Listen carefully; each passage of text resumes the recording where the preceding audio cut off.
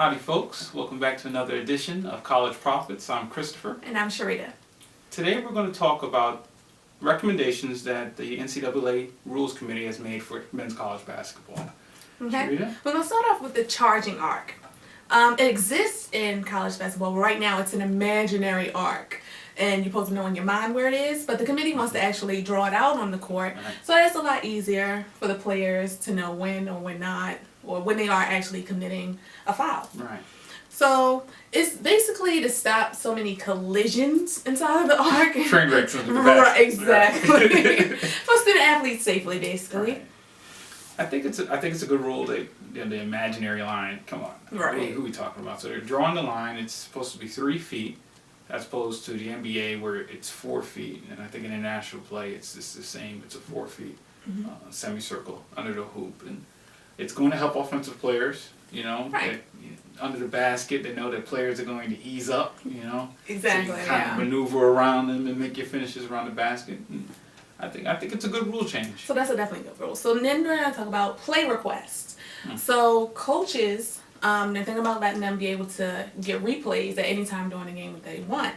This might be kind of like NFL when they get replays. You know, if you call for a replay and you lose, you're charged a timeout. So now the question is like challenges? Yeah, basically Okay, challenges. Okay. Well, Basically.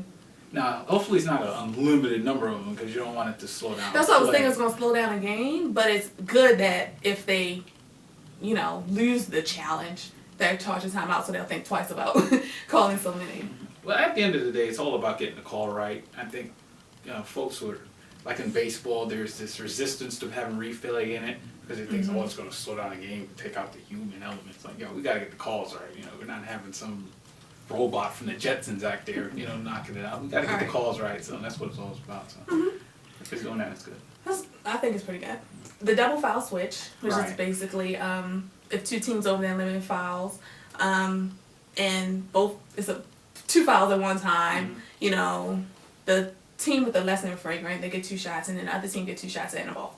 Yeah, that's the one I'm Not too sure. not too sure about. We're gonna have this free throw-a-thon off of double fouls and whatnot. What happened? The offsetting fouls. I'd rather there be no calls or whatnot. The guys are playing, gets a little physical, a little chippy. Right? Hey, boys, calm down. In a sandbox, and let's go play some basketball. Like real I'm having this free throw-a-thon. I don't know about that. I'm not feeling that one. Yeah, slow down a little bit. So, and then there's timeouts. Apparently, teams have been taking their sweet time getting back to the court after timeout. So now we have to have a rule in place, Right.